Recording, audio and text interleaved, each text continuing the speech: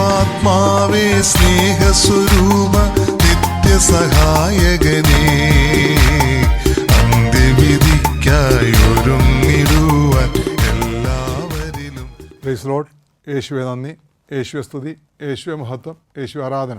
Hallelujah. യേശു ക്രിസ്തുവിൽ എത്രയും സ്നേഹം നിറഞ്ഞ സഹോദരങ്ങളെ, കഴിഞ്ഞ വചനപ്രഘോഷണത്തിൽ അനുതാപം എങ്ങനെയായിരിക്കണമെന്ന് ദൈവവചനത്തിലൂടെ നാം ശ്രവിച്ചു. തുടർന്ന് യേശുവിൻ്റെ സുവിശേഷത്തിൽ വിശ്വസിച്ചില്ലെങ്കിൽ നമുക്കുണ്ടാകുന്ന അനന്തരഫലം എന്തായിരിക്കും എന്നതിനെക്കുറിച്ച് ദൈവവചനം പറയുന്നത് നമുക്ക് പ്രാർത്ഥനയോടെ ശ്രദ്ധയോടെ ശ്രവിക്കാം. യേശുവെ നന്ദി, യേശുവെ സ്തുതി. ദുർമാർഗങ്ങളെയും ദുഷ്പ്രവൃത്തികളെയും വിട്ട് മനസ്സ് തിരിയുവാൻ പ്രവാചകന്മാർ വഴിയും അപ്പസ്തോലന്മാർ വഴിയും ദൈവം ജനത്തോട് സംസാരിച്ചിട്ടും അവർ ദൈവത്തിന് ചെവി കൊടുക്കാതെ കഠിന ഹൃദയത്തോടെ ജീവിച്ചു. അതിനെക്കുറിച്ച് വിശുദ്ധ ഗ്രന്ഥത്തിൽ നമുക്ക് കാണാൻ സാധിക്കും. ദൈവവചനം നമ്മെ ഓർമ്മപ്പെടുത്തുകയാണ്, നാം പാപത്തിൽ തന്നെ തുടർന്നാൽ ദൈവരാജ്യത്തിൽ പ്രവേശിക്കാൻ സാധ്യമല്ല എന്ന് വിശുദ്ധ പൗലോസ് അപ്പോസ്തലൻ എഫെസോസുകാർക്ക് എഴുതിയ ലേഖനത്തിൽ അതിനെക്കുറിച്ച് പറയുന്നത് നമുക്കൊന്ന് കേൾക്കാം. എഫെസോസുകാർക്ക് എഴുതിയ ലേഖനം 5-ാം അധ്യായം 3 മുതൽ 7 വരെയുള്ള വചനങ്ങളാണ് നമ്മൾ ശ്രദ്ധിക്കേണ്ടത്. നിങ്ങളുടെ ഇടയിൽ വ്യഭിചാരത്തിൻ്റെയും യാതൊരുവിധ അശുദ്ധിയുടെയും അത്യാഗ്രഹത്തിൻ്റെയും പേര് പോലും കേൾക്കരുത്. അങ്ങനെ വിശുദ്ധർക്ക് യോഗ്യമായത് വർത്തിക്കുവിൻ. മ്ലേച്ഛതയും വ്യർത്ഥ ഭാഷണവും ചാവല്യവും നമുക്ക് യോജിച്ചതല്ല. പകരം കൃതജ്ഞതാ സ്തോത്രമാണ് ഉചിതം. വ്യഭിചാരിക്കും അശുദ്ധനും അത്യാഗ്രഹിക്കും വിഗ്രഹാരാധകനും ദൈവത്തിൻ്റെയും ക്രിസ്തുവിൻ്റെയും രാജ്യത്തിൽ അവകാശമില്ലെന്ന് നിങ്ങൾ അറിഞ്ഞുകൊള്ളുവിൻ. ആരും അർത്ഥശൂന്യമായ വാക്കുകൾ കൊണ്ട് നിങ്ങളെ വഞ്ചിക്കാതിരിക്കട്ടെ. ഇവ മൂലം അനുസരണമില്ലാത്ത മക്കളുടെ മേൽ ദൈവത്തിൻ്റെ ക്രോധം നിവദിക്കുന്നു. അതിനാൽ അവരുമായി മുൻപറഞ്ഞ വ്യക്തികളുമായിട്ട് സമ്പർക്കം പാടില്ലെന്ന് തന്നെയാണ് ശ്ലീഹ നമ്മളെ പഠിപ്പിക്കുന്നത്. ഇപ്പോൾ കേട്ട വചനത്തെക്കുറിച്ച് നമുക്ക് ധ്യാനിക്കാം. മുൻപറഞ്ഞ വചനമനുസരിച്ച് പറയുകയാണെങ്കിൽ നമ്മൾ അനുസരണക്കേടിൻ്റെ അരൂപിയായ അന്തരീക്ഷ ശക്തികളുടെ അധീശന് കീഴ്പ്പെട്ട് അനുസരിച്ച് ജീവിക്കുന്നവരാണ് നമ്മൾ. അതിനാൽ ശരിയായ രീതിയിൽ അനുദപിച്ച് സുവിശേഷത്തിൽ വിശ്വസിക്കാൻ കഴിഞ്ഞിട്ടില്ലെങ്കിൽ ഇന്ന് തന്നെ ഈ കേൾക്കുന്ന മാത്രയിൽ തന്നെ അതിന് തയ്യാറാവുക. അല്ലെങ്കിൽ എന്ത് സംഭവിക്കുമെന്ന് ദൈവവചനം പറയുന്നത് നമുക്കൊന്ന് ശ്രദ്ധിച്ച് കേൾക്കാം. സങ്കീർത്തനം 7:11 മുതൽ 13 വരെ നമുക്ക് ശ്രദ്ധിച്ച് കേൾക്കാം. ദൈവം നീതിമാനായ ന്യായാധിപനാണ്. അവിടുന്ന് ദിനം പ്രതി രോഷം കൊള്ളുന്ന ദൈവമാണ്. മനുഷ്യൻ മനസ്സ് തിരിയുന്നില്ലെങ്കിൽ ദൈവം വാളിന് മൂർച്ച കൂട്ടും. അവിടുന്ന് വില്ല് കുലച്ച് ഒരുങ്ങിയിരിക്കുന്നു. ദൈവം തൻ്റെ ശരങ്ങളെ തീയമ്പുകളാക്കി മാരകായുധങ്ങൾ സജ്ജമാക്കിയിരിക്കുന്നു. അപ്പോൾ നമ്മളിത് കേട്ട് കഴിയുമ്പോൾ പലരും പറയും, ദൈവം കരുണാമയനല്ലേ, കാരുണ്യവാനല്ലേ, ദൈവത്തിന് കാഠിന്യമില്ല, ദൈവം സ്നേഹം തന്നെയല്ലേ എന്നെല്ലാം നമ്മൾ പറയും. പക്ഷേ റോമാലേഖനം 11:22 വിശുദ്ധ പൗലോസിയ പറയുന്ന ഒരു വചനം നമുക്ക് ശ്രദ്ധിച്ച് കേൾക്കാം. ദൈവത്തിൻ്റെ കാരുണ്യത്തെക്കുറിച്ചും കാഠിന്യത്തെക്കുറിച്ചും. ദൈവത്തിൻ്റെ കാരുണ്യവും നിൻ്റെ ശ്രദ്ധയിലിരിക്കട്ടെ. വീണ അവനോട് കാഠിന്യവും ദൈവത്തിൻ്റെ കൃപയിൽ നിലനിന്നാൽ നിന്നോട് കാരുണ്യവും ദൈവം കാണിക്കും. അല്ലെങ്കിൽ നീയും മുറിച്ച് നീക്കപ്പെടും.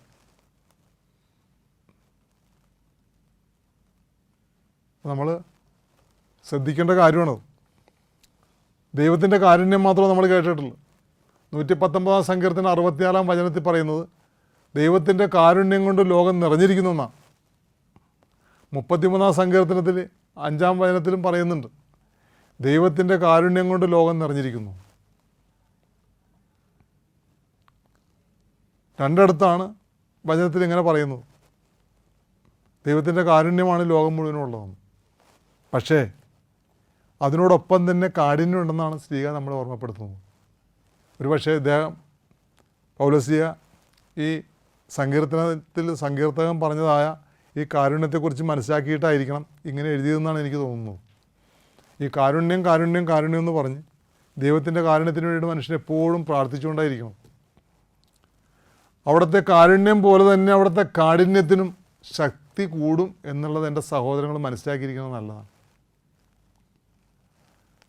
ദൈവത്തിൻ്റെ ഏറ്റവും വലിയ കാരുണ്യമാണ് യേശുക്രിസ്തു, ഏറ്റവും വലിയ കാരുണ്യം. അതുകൊണ്ടാണ് യേശുക്രിസ്തുവിന് ദിവ്യകാരുണ്യം എന്ന് പറയുന്നത്. ദിവ്യകാരുണ്യമാണ് യേശുക്രിസ്തു.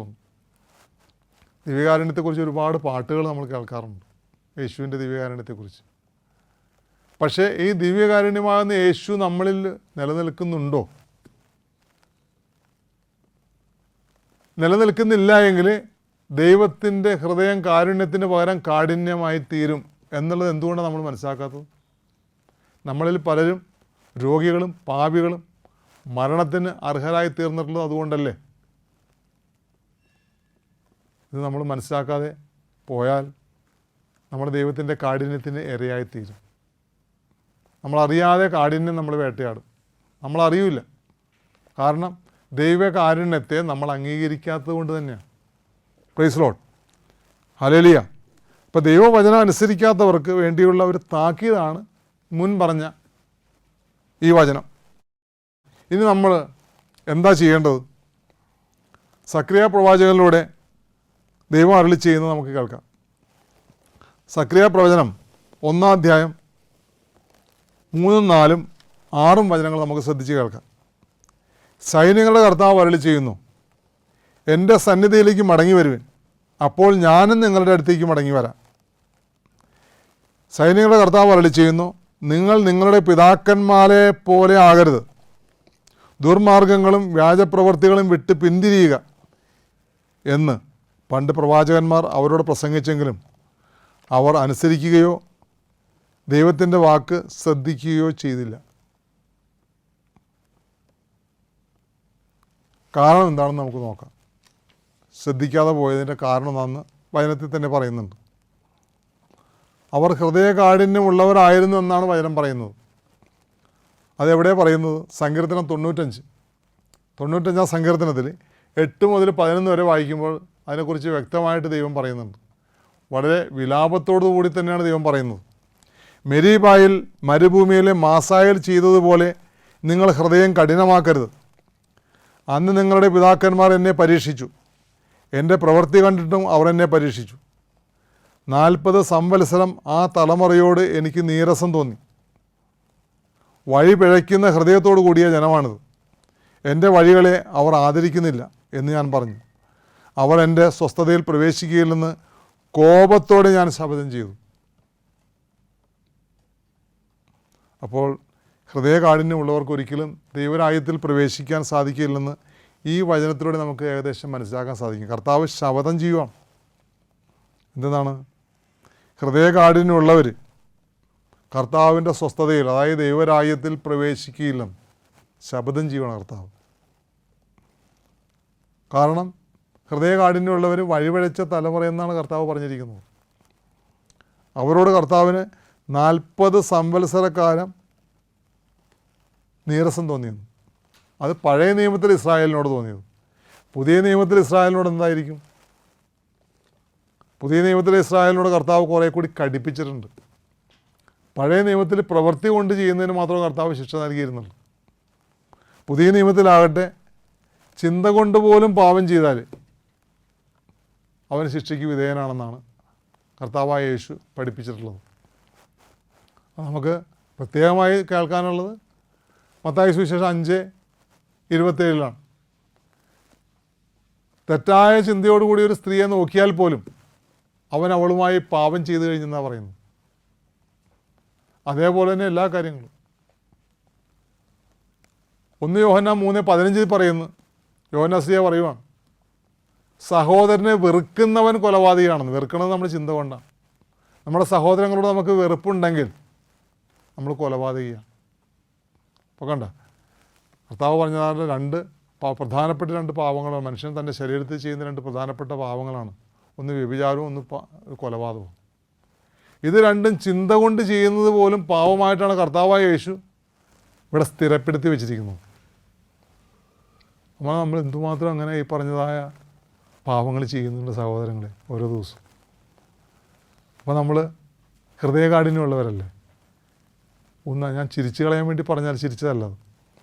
നമ്മുടെ ആ മനസ്സിൻ്റെ ലാഘവത്വം, ഇതിനെക്കുറിച്ചുള്ള ആ ലഘുത്വ മനോഭാവം ഒന്നും മാറ്റാൻ പാടില്ലേ. ഇനിയെങ്കിലും രക്ഷയുടെ വഴിക്ക് വന്നുകൂടി, കർത്താവിനനുസരിച്ച് നമുക്ക് ജീവിച്ചുകൂടി എന്നൊന്നൊരു തീരുമാനം എടുക്കാൻ പാടില്ല. ഈ കേട്ട വചനങ്ങൾക്കനുസരിച്ച്. Price Lord. യേശുവെ നന്ദി, യേശുവെ മഹത്വം, യേശുവെ ആരാധന. ഹല്ലേലൂയ. തുടർന്ന് എസെക്കിയേൽ പ്രവചനത്തിൽ കർത്താവായ യേശു മനസ്സലിവോടുകൂടി പ്രാർത്ഥിക്കുന്നവർക്ക് കൊടുക്കുന്നവർ, ഹൃദയകാഠിന്യം വെടിഞ്ഞ് മനസ്സിന് ദൈവത്തോടൊരു അലിവ് തോന്നി ദൈവത്തോട് പ്രാർത്ഥിക്കുന്ന വ്യക്തികളുണ്ടാവും. എൻ്റെ പാപങ്ങളെല്ലാം ഞാൻ ഉപേക്ഷിക്കുക കർത്താവേ, ഇനിമേൽ ഞാൻ പാപം ചെയ്യില്ല കർത്താവേ, നിൻ്റെ വചനത്തിനനുസരിച്ച് ജീവിച്ചു കൊള്ളാം എന്ന് തീരുമാനമെടുക്കുന്ന വ്യക്തികളോട് കർത്താവ് ഒരു അനുഗ്രഹപ്രദമായൊരു വചനം നൽകുന്നുണ്ട്. എസെക്കിയേലിൻ്റെ പുസ്തകം 36 അധ്യായം 25, 26, 27 വചനങ്ങളാണത്. ഞാൻ നിങ്ങളുടെ മേൽ ശുദ്ധജലം തളിക്കും. എസെക്കിയേൽ പ്രവചനത്തിലൂടെ കർത്താവ് അരുളി ചെയ്യുകയാണ്. നിങ്ങളുടെ എല്ലാ മാലിന്യങ്ങളിൽ നിന്നും നിങ്ങൾ ശുദ്ധീകരിക്കപ്പെടും. സകല വിഗ്രഹങ്ങളിൽ നിന്നും നിങ്ങളെ ഞാൻ നിർമ്മലരാക്കും. ഒരു പുതിയ ഹൃദയം നിങ്ങൾക്ക് ഞാൻ നൽകും. ഒരു പുതു ചൈതന്യം നിങ്ങളിൽ ഞാൻ നിക്ഷേപിക്കും. നിങ്ങളുടെ ശരീരത്തിൽ നിന്നും ശിലാഹൃദയം എടുത്തു മാറ്റി മാംസല ഹൃദയം നൽകും. എൻ്റെ ആത്മാവിനെ ഞാൻ നിങ്ങളിൽ നിവേശിപ്പിക്കും. നിങ്ങളെ എൻ്റെ കൽപ്പന കാക്കുന്നവരും നിയമങ്ങൾ പാലിക്കുന്നതിൽ ശ്രദ്ധയുള്ളവരുമാക്കും. നമുക്ക് ആ വചനത്തെക്കുറിച്ച് ധ്യാനിക്കാം. കർത്താവ് പറയുന്ന എസെക്കിയേൽ പ്രവചനത്തിലൂടെ കർത്താവ് പറയുവാണ്, ഞാൻ നിങ്ങളുടെ മേൽ ശുദ്ധജലം തളിക്കുമെന്ന്. ശുദ്ധജലം എന്ന് പറയുന്നത് എന്താണ്? ശുദ്ധമായ വചനം, അത് തളിക്കുമെന്ന്. അപ്പോൾ എന്തുണ്ടാവും? നിങ്ങളുടെ എല്ലാ മാലിന്യങ്ങളിൽ നിന്നും നിങ്ങൾ ശുദ്ധീകരിക്കപ്പെടും. ഈ പറയുന്ന വചനത്തിനനുസരിച്ച് നമ്മൾ ശുദ്ധീകരിക്കപ്പെട്ടിട്ടുണ്ടോ എന്ന് ആലോചിക്കുന്നത് നല്ലതാണ്. പിന്നെ പറയുവാണ്, സകല വിഗ്രഹങ്ങളിൽ നിന്നും നിങ്ങളെ ഞാൻ നിർമ്മലരാക്കുമെന്ന്. വിഗ്രഹം എന്താണെന്ന് നമുക്കൊന്ന് മനസ്സിലാക്കാം. വിഗ്രഹങ്ങളെന്ന് പറയുന്നത് കൊളോസ്യർക്ക് എഴുതിയ ലേഖനം 3-ാം അധ്യായത്തിൽ 5 മുതൽ 8 വരെയുള്ള വചനങ്ങൾ വായിക്കുമ്പോൾ നമുക്ക് ഏകദേശം പിടികിട്ടും. നിങ്ങളിൽ ഭൗമികമായിട്ടുള്ളതെല്ലാം അസന്മാർഗികത, അശുദ്ധി, മനക്ഷോഭം, ദുർവിചാരങ്ങൾ, വിഗ്രഹാരാധന തന്നെയായ ദ്രവ്യാസക്തി, ഇവയെല്ലാം നശിപ്പിക്കുവിൻ. ഇവ നിമിത്തം ദൈവത്തിൻ്റെ ക്രോധം വന്നു ചേരുന്നു. നിങ്ങളൊരിക്കൽ അവയ്ക്കനുസൃതമായി ജീവിക്കുകയും പ്രവർത്തിക്കുകയും ചെയ്തിരുന്നു. ഇപ്പോൾ അവയെല്ലാം ദൂരെ എറിയുവിൻ. അപ്പോൾ വചനത്തിൽ പറഞ്ഞതായ വിഗ്രഹങ്ങൾ എന്താണെന്ന് നമുക്ക് ഇപ്പോൾ ഏകദേശം കേട്ട് കഴിഞ്ഞ് നമ്മൾ ഭൗമികമായിട്ടുള്ളതെല്ലാം അസന്മാർഗികത, ഒരു സാധാരണ വിഗ്രഹമാണ് നമ്മുടെ മനസ്സിലുള്ളത്. അശുദ്ധി ചെയ്യുന്നത് ഒരു ഹോബിയായിട്ട് കൊണ്ടു നടക്കുന്ന സ്വഭാവമുള്ളവരുണ്ട്. മനക്ഷോഭം ചെയ്തിട്ട് ചിലർ പറയും, ഞാനൊരു മുൻശുദ്ധിക്കാരനാകട്ടെ എന്ന് പറയുകയും ചെയ്യും. അതുകൊണ്ടുണ്ടായ ദോഷത്തെക്കുറിച്ച് ആ വ്യക്തിയോ കേൾക്കുന്നവരോ മനസ്സിലാക്കുന്നില്ല. മനക്ഷോഭം കൊണ്ടുണ്ടാകുന്നത് ദുർവിചാരങ്ങൾ. അപ്പോൾ പലരും പറയും, ദുർവിചാരങ്ങളില്ലാത്ത മനുഷ്യരുണ്ടാകും. ദുർവിചാരങ്ങൾ നമ്മളിൽ എല്ലാവരിലും വരും, പ്രലോഭനമില്ലാത്ത മനുഷ്യരില്ലാത്തതുകൊണ്ട്. പക്ഷേ നമ്മൾ എന്ത് ചെയ്യണം? വചനം ഉപയോഗിച്ച് അതിനെ മാറ്റിക്കളയണം. വചനം ഉപയോഗിച്ച് ആ കെട്ടഴിച്ച് കളയണം നമ്മൾ. അതിനു വേണ്ടിയിട്ടാണ് കർത്താവായ യേശു മത്തായി സുവിശേഷം 18:18 തന്നിരിക്കുന്നത്. നിങ്ങൾ ഭൂമിയിൽ കെട്ടുന്നതെല്ലാം സ്വർഗത്തിലും കെട്ടപ്പെടും, നിങ്ങൾ ഭൂമിയിൽ അഴിക്കുന്നതെല്ലാം സ്വർഗത്തിൽ അഴിക്കപ്പെടും. നമ്മളിൽ കെട്ടിയിട്ടുള്ളതായ പാപത്തിൻ്റെതായ ഹേതുക്കളും പാപങ്ങളും അഴിച്ചു കളയാനുള്ള അധികാരം ദൈവം നമുക്ക് നൽകിയിട്ടുണ്ട്. കർത്താവിൻ്റെ വചനമനുസരിച്ച് ജീവിക്കുന്നവർക്കാണ് ആ അധികാരം നൽകിയിരിക്കുന്നത്. അതാണ് ഈ കേട്ടത്. നമ്മളിലുള്ളതായ കെട്ടുകൾ അഴിച്ചു കളയാം നമുക്ക് ഈ വചനം ഉപയോഗിച്ച്. അപ്പോൾ ഭൂമിയിലും അതഴിക്കുക, സ്വർഗത്തിലും അതഴിക്കാൻ പറ്റും. കാരണം നമ്മുടെ പൗരത്വം സ്വർഗത്തിലാണ്. ഫിലിപ്പിയർ 3:20 പറയുന്നുണ്ട്, നമ്മുടെ പൗരത്വം സ്വർഗത്തിലാണ്. ആരുടെ? ദൈവവചനം അനുസരിച്ച് ജീവിക്കുന്ന ദൈവമക്കളുടെ പൗരത്വമാണ് സ്വർഗത്തിൽ. അങ്ങനെയുള്ളവരുടെ കാര്യമാണ് ഞാൻ പറഞ്ഞത്. അവരാണ് ഈ 18:18 മത്തായി 18:18 ഉപയോഗിച്ച് അവരുടെ കെട്ടുകളെല്ലാം അഴിച്ചു കളയേണ്ടത്. എന്താണ് അഴിക്കേണ്ടത്? നിങ്ങൾ ഭൂമിയിൽ കെട്ടുന്നതെല്ലാം സ്വർഗത്തിൽ കെട്ടപ്പെടും. എങ്ങനെ കെട്ടേണ്ടത്? വിശുദ്ധ വചനം ഉപയോഗിച്ച് നമ്മുടെ ഹൃദയത്തെ കെട്ടണം, നമ്മുടെ മനസ്സിനെ കെട്ടണം. അപ്പോൾ എന്തുണ്ടാവും? നമ്മുടെ ഹൃദയത്തിലും മനസ്സിലും ഒക്കെ പരിശുദ്ധാത്മാവും ഉണ്ടാവും, നിത്യജീവനും ഉണ്ടാവും. ഹൃദയത്തിൽ പരിശുദ്ധാത്മാവ് വസിക്കും, മനസ്സിൽ നിത്യജീവൻ വസിക്കും. പരിശുദ്ധാത്മാവും യേശു ക്രിസ്തുവായിരിക്കും നമ്മളെ നയിക്കുന്നത്. അപ്പോൾ പിതാവായ ദൈവം അവിടെ പരിപൂർണമായി നമ്മൾ വാസം ചെയ്യും. യേശുവെ നന്ദി, യേശുവെ സ്തുതി. അപ്പോൾ നമ്മൾ കേട്ടതായ അസന്മാർഗികത, അശുദ്ധി, മനഃക്ഷോഭം, ദുർവിചാരങ്ങൾ. അടുത്തത് എടുത്തു പറയുവാണ് വിഗ്രഹാരാധന തന്നെയായ ദ്രവ്യാസക്തി എന്ന്. അങ്ങനെ ഒരുപാട് ദ്രവ്യാസക്തികൾ നമ്മുടെ ഉള്ളിലുണ്ട്. നമുക്ക് കാണുന്ന പറമ്പെല്ലാം നമുക്ക് വേണം, നല്ല കാണാൻ കൊള്ളാവുന്ന പറമ്പുകളെല്ലാം നമുക്ക് വേണമെന്ന് തോന്നും. കാണാൻ കൊള്ളാവുന്ന കാറ് വേണം, നമുക്ക് ബൈക്ക് കണ്ട ബൈക്ക് വേണം, അത് കുറച്ച് സ്വർണ്ണാഭരണങ്ങൾ എവിടെ ഇരിക്കുന്നുണ്ട് അത് വേണം. അതെല്ലാം ആസക്തികളാണത്. അല്ലെങ്കിൽ അതെങ്ങനെയെങ്കിലും വാങ്ങിച്ചെടുക്കണമെന്നുള്ളതായ കടം വാങ്ങിച്ചിട്ടാണെങ്കിലും കടമെടുത്തിട്ടാണെങ്കിലും ബാങ്കിൽ നിന്ന് മറ്റ് ഫിനാൻഷ്യൽ സ്ഥാപനങ്ങളിൽ നിന്ന് കടമെടുത്തിട്ടാണെങ്കിലും ഇങ്ങനെയുള്ള സാധനങ്ങൾ സ്വന്തമാക്കണമെന്നുള്ളതായ ആഗ്രഹം, അതൊരു ദ്രവ്യാസക്തിയാണ്. കടം വാങ്ങിച്ചൊന്നും നമ്മൾ ചെയ്യരുത്. നമ്മുടെ ആത്മാവിനും നമ്മുടെ ശരീരത്തിനും നമ്മൾ കടപ്പെട്ടവരായിട്ട് മാറുക ചെയ്യണം. കടം മേടിക്കുമ്പോൾ നമ്മുടെ ആത്മാവിൻ്റെ കടവും മാറുന്നില്ല, ശരീരത്തിൻ്റെ കടവും മാറുന്നില്ല ഈ ലോകത്തിൽ നിന്ന്. ആ കടത്തിലിരിക്കുമ്പോഴും നമ്മൾ ഈ ജീവിതം വിട്ടുപോയി കഴിഞ്ഞാൽ വലിയ പാപിയായിട്ടാണ് നമ്മൾ നിവദിക്കുന്നത്. കാരണം എന്താണെന്നറിയാമോ? നമ്മുടെ ശേഷക്കാർക്ക് അതിൻ്റെ ബാധ്യത വന്നുകൂടും. അവരത് തീർക്കേണ്ടതായിട്ട് വരും. അത് തീർക്കേണ്ട അവസ്ഥ പെൺകുട്ടികളോ അല്ലെങ്കിൽ ഭാര്യമാരൊക്കെ ആണെന്നുണ്ടെങ്കിൽ, അല്ലെങ്കിൽ സഹോദരിമാരൊക്കെ ആണെന്നുണ്ടെങ്കിൽ, അല്ലെങ്കിൽ അമ്മമാരൊക്കെ ആണെങ്കിൽ അവർ വലിയ വില കൊടുക്കേണ്ടതായിട്ട് വരും. കാരണം എന്താ? നമ്മുടെ ഒരു അശ്രദ്ധ കൊണ്ട് സംഭവിക്കും. നമ്മുടെ ഒരു ദ്രവ്യാസക്തി കൊണ്ട് നമ്മളിലുണ്ടായ ആ പാപത്തിൽ നിന്ന് അവർക്ക് വരുന്ന വലിയ ദോഷം എന്താണെന്ന് നമുക്ക് ഏകദേശം ചിന്തിച്ച് മനസ്സിലാക്കാവുന്നേ ഉള്ളൂ.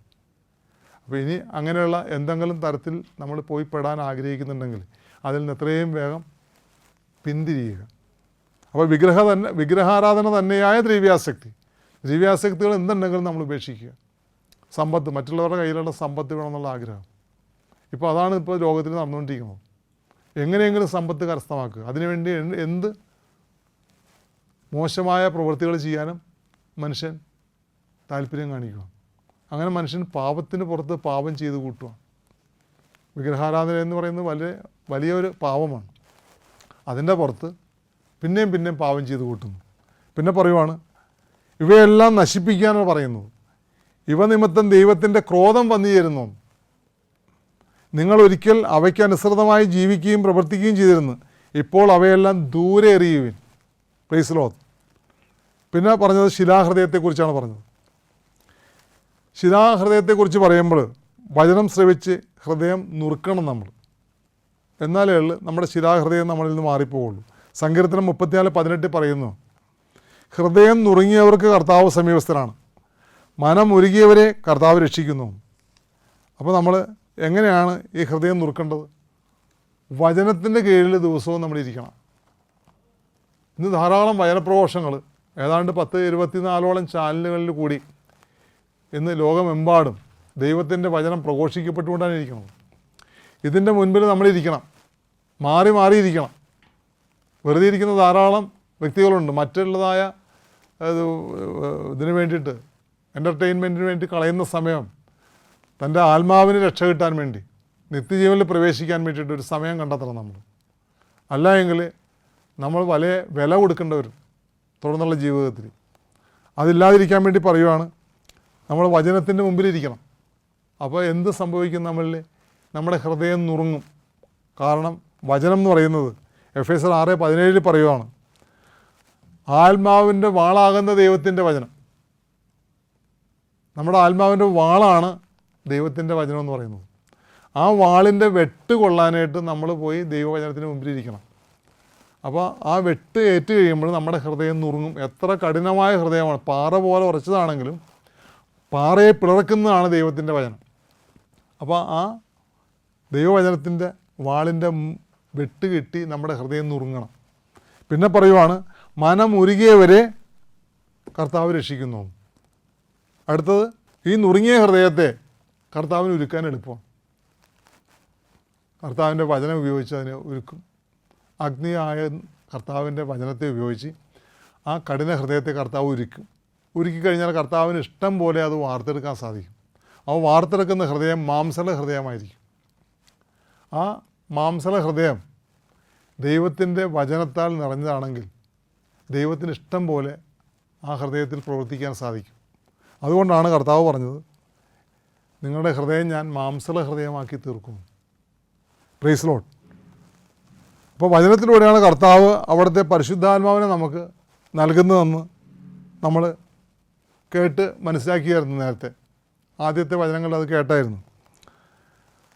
കാരണം കർത്താവിൻ്റെ വചനം തന്നെ ആത്മാവും ജീവനുമാണെന്നാണ് യേശു പറഞ്ഞത്. അതായത് കർത്താവായ യേശുവിൻ്റെ ആത്മാവും കർത്താവായ യേശുവിൻ്റെ ജീവനും. കർത്താവായ യേശുവിൻ്റെ ആത്മാവ് എന്താണ്? പരിശുദ്ധാത്മാവ്.